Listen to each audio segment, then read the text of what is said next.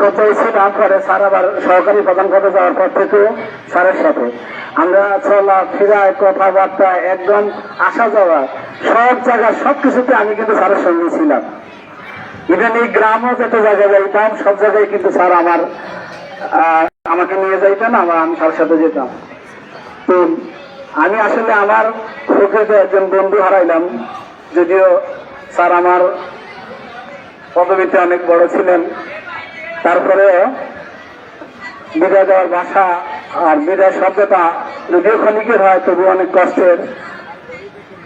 যখন চিন্তা করি যে আমি 27 বছর এরপরে যতদিন আল্লাহ আমাকে বাঁচিয়ে রাখেন তার মধ্যে আমি শেষ করতে পারি, একদিন কিন্তু আমাকে এইভাবে বিদায় নিয়ে চলে যেতে হবে। যতই আন্তরিকতা, যত ভালো পরিবেশ নিয়েই থাকি না কেন, কিন্তু শেষে সবারই একদিন এই সময়টা এসে যাবে। তবুও যত কষ্টই হোক, স্যারের সাথে চলতে ফিরতে গিয়ে আমি যেহেতু একসাথে ছিলাম, আবার স্যারের সাথে কোনো কথাবার্তা বা সালচলনে কোনো ধরনের যদি স্যারের মনে দেখাবাদ হয়ে থাকে, এবং আমি আমার স্টাফদের পক্ষ থেকে, সবার পক্ষ থেকে আজকের এই দিনে স্যারের কাছ থেকে ক্ষমা প্রার্থী। আমাদের কোনো আচরণে কোনো কিছুতে যদি স্যার দুঃখ হয়ে থাকেন, অন্তত আল্লাহ রাস্তায় আমাদেরকে আজকে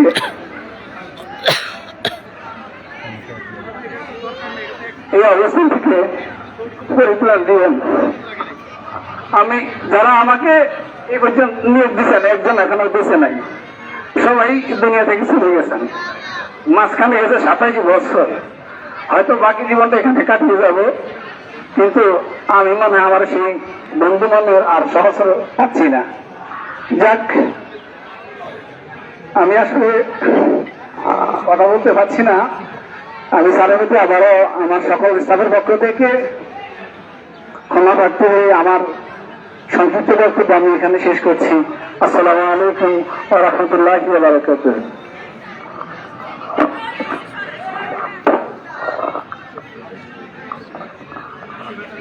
আসলে অত্র কান্দুগর বিনোদ বিহারী সেন উচ্চ বিদ্যালয়ের সাবেক সম্মানিত সহসভাপতি এবং অত্র বিদ্যালয়ের তার সদস্য জনাব মোহাম্মদ জহিরুল কায়েম সাহেব, আমার শ্রদ্ধেয় বড় ভাই, উনি অসুস্থ অবস্থায় স্টেজে আছেন, উনার কথা বলতে পারছেন না।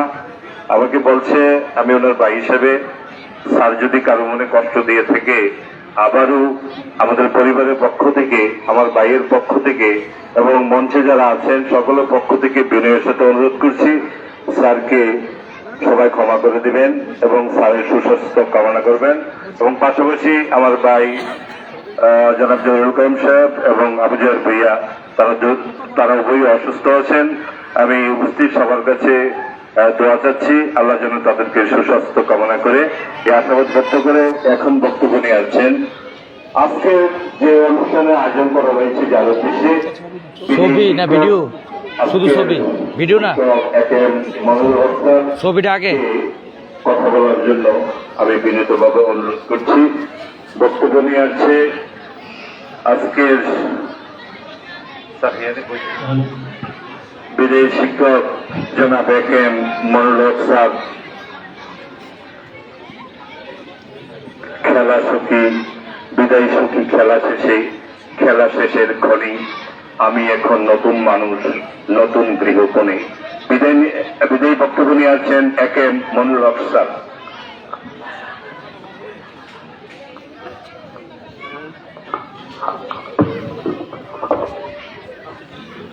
সামনে থাকলে পাশে থাকলে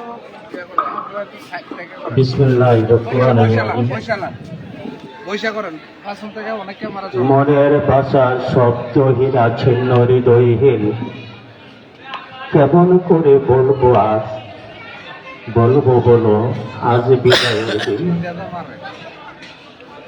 বিদায়ের ঘরে কষ্ট হাজার, দুঃখ মন খুঁজে বেড়ায় স্মৃতির আলিঙ্গন।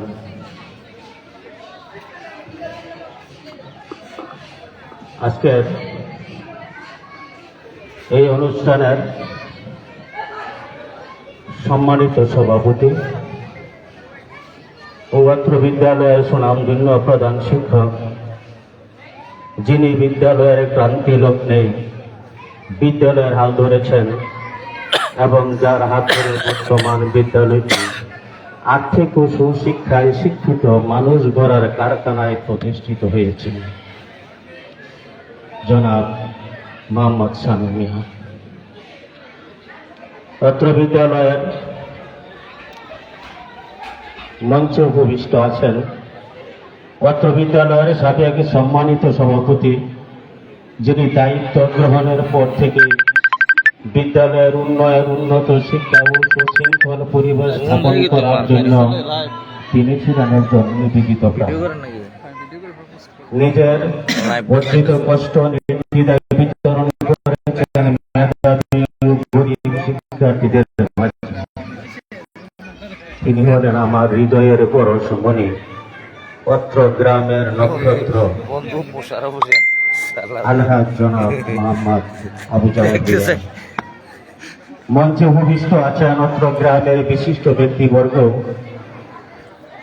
যাদের সহযোগিতায় বিদ্যালয়টি আজ উপজেলায় উন্নত শিক্ষা প্রতিষ্ঠান হিসেবে সুনাম অর্জন করেছে। মঞ্চের সামনে উপস্থিত আছেন আমার প্রাণপ্রিয় ছাত্র ও শুভাকাঙ্ক্ষীগণ। সবার প্রতি রইল আমার আন্তরিক অভিনন্দন ও সালাম। আসসালামু আলাইকুম ওয়া রাহমাতুল্লাহি ওয়া বারাকাতুহু। আমি বক্তব্যের শুরুতে স্মরণ করছি বিদ্যালয়ের প্রতিষ্ঠা লগ্ন থেকে বর্তমান পর্যন্ত যে শ্রদ্ধাভাজন সকল প্রতিষ্ঠাতা, ম্যানেজিং কমিটির সদস্যবৃন্দ, যাদের অক্লান্ত পরিশ্রম, মেধা, সহযোগিতা ও অর্থের বিনিময়ে স্থাপিত হয়েছে এই উজ্জ্বল নক্ষত্র, যার আলো আজীবন এই গ্রামবাসীর মধ্যে বিরাজমান থাকবে। আমি 1994 সালে 1 নভেম্বর বিদ্যালয়ে যোগদান করে 30 ডিসেম্বর 2024 সালের অবসর গ্রহণ করি। আমার এই কর্মকালীন জীবনে আপনাদের সাথে যদি কোনো প্রকার বেয়াদবি করে থাকে, আমার আচরণে যদি কেউ মনে কষ্ট পেয়ে থাকেন, সেজন্য আমি আপনাদের কাছে ক্ষমা প্রার্থী। আপনারা আমাকে ক্ষমা করে দিবেন। আমার শ্রদ্ধাভাজন গ্রামবাসী, অভিভাবক ও শুভাকাঙ্ক্ষীগণ, দীর্ঘ 30 বছর এই বিদ্যাপীঠে শিক্ষাদান কাজে নিয়োজিত ছিলাম। প্রশাসনিক দায়িত্বের কারণে আপনাদের সন্তানের মঙ্গলার্থে অনেক সময় আপনাদের সাথে কটুবাক্য ব্যবহার করেছি। এতে আপনাদের মনে অনেক সময় কষ্টের কারণ হয়ে দাঁড়িয়েছে। সেজন্য আমি আপনাদের নিকট ক্ষমা প্রার্থী। আশা করি সবাই ক্ষমা সুন্দর দৃষ্টিতে দেখবেন। আপনারা আমাকে যেভাবে নিজের সন্তান, ভাই, সহপাঠী হিসাবে মায়ার বন্ধনে আঁকলে রেখেছেন, আমি কোনোদিন বলতে পারব না। আপনাদের মায়া, আদর, স্নেহ, ভালোবাসায় আমি আমার জন্মভূমির কথাই ভুলে গিয়েছিলাম। আপনারা সবাই আমার জন্য দোয়া করবেন। আমার প্রাণপ্রিয় সহকর্মী বৃন্দ, আপনাদের সাথে দীর্ঘদিন একসাথে কাজ করেছি। প্রশাসনিক কারণে বিদ্যালয়ের স্বার্থে, শিক্ষার মান উন্নয়নে, চাকরিবিধির শৃঙ্খলা রক্ষার্থে বিভিন্ন সময় আপনাদের সাথে কটুবাক্য ব্যবহার করেছি। এতে আপনাদের মনে অনেক কষ্ট পেয়েছেন। সেজন্য আমি বিদ্যালয়ের বিদায়ের বেলায় আপনাদের প্রতি ক্ষমা প্রার্থনা করছি। আমাকে ক্ষমা করে দেবেন। আপনারা বিদ্যালয়ের নিয়ম মেনে চলবেন এ প্রত্যাশা করছি। শিক্ষার্থীদেরকে নিজের সন্তানের মতো ভালোবাসবেন। প্রতিটি শিক্ষার্থী যেন মানুষের মতো মানুষ হিসাবে গড়ে উঠতে পারে, সেদিকে লক্ষ্য রাখবেন এ প্রত্যাশা করছি। সামনে উপস্থিত আছে আমার প্রাণপ্রিয় শিক্ষার্থীবৃন্দ। সুদীর্ঘ 30 বছরের শিক্ষকতার পেশা শেষ করে 30 ডিসেম্বর 2024 সালে বিদ্যালয় থেকে অবসর নিলাম। 30 বছরের শিক্ষাদানে শিক্ষা দিতে গিয়ে যে শাসন করেছি, কটু বাক্য ব্যবহার করেছি তা আমার মনের মন্দিরে বারবার ভেসে উঠছে, যা আমার হৃদয়কে ব্যথিত করে তুলছে। আজ আমার বিদায় অনুষ্ঠান। বিদায়ী শব্দটার মধ্যে মুহূর্তে সামনে ফুটে ওঠে হৃদয়ের বেকুলতা, মনের আকুতি, আনমনাহনে সহজেই বুকের ভিতরটা কেমন জানি ধস করে ওঠে, যেমন করে প্রিয়জনের বেলায় ঘটে। খুব ভালোবাসার জন হলে তা হয় বিষাদময়, যদিও সকল বিদায় একরকম নয়। সুদীর্ঘ 30 বছরের এক জাগ নক্ষত্র ধূমকেতুর মতো আমার সামনে আবির্ভাব। তোমরা আজ চোখের অন্তরাল থেকে অনেক দূরে হারিয়ে যাবে, জানিস, এভাবে আর দেখা হবে না। যে তারা আর আমি দেখছি,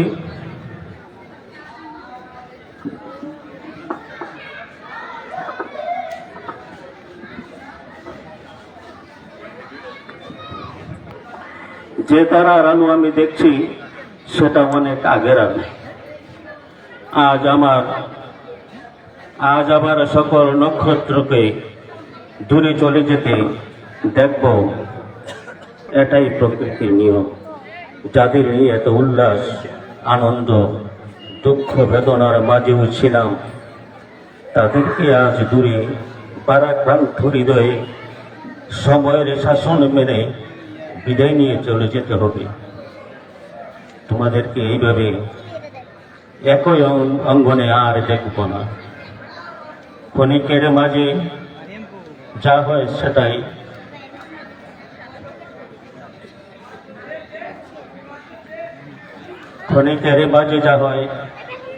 সেটাই হঠাৎ করে আপন কাজে হারিয়ে যাবে। তখন পরিবারের কথা স্মরণ করে একটু বিষণ্ণতা আসবে, এটা সত্যি। তবু একটি কথা না বললেই নয়, তোমরা যেখানেই থাকো, যেভাবেই থাকো, যেখানেই যাও না কেন, সেখানে সুগন্ধি দিয়ে বাগান ভরিয়ে তুলবে, এটা আমার দৃঢ় বিশ্বাস। তারা হয়ে সমস্ত আকাশের জল জল করে জ্বলাবে, দীপ্তময় করে তুলবে পৃথিবীর আনা ঠিকানায়। এই আস্থা রেখে মনের গভীরে পোষণ করে সকলকে আন্তরিক শুভেচ্ছা ও ভালোবাসা জানিয়ে বিদায় নিচ্ছি। আমার জন্য সবাই দোয়া করো, ভালো থেকো, সুখে থেকো, এ কামনা করছি। সর্বদা বাবা মাকে দেখো, বিদ্যালয়ের প্রতি নজর রেখো। তাই আবার গভীর বাসায় বলে যেতে হয়, যেতে নাই দিব হয়, তবু চলে যায়। এই অনন্ত চরাচরে সর্বসত্য চেয়ে সবচেয়ে গভীর ক্রন্দন, যেতে নাই দিব হয়, তবু চলে যায়। বিদায়। আসসালামু আলাইকুম।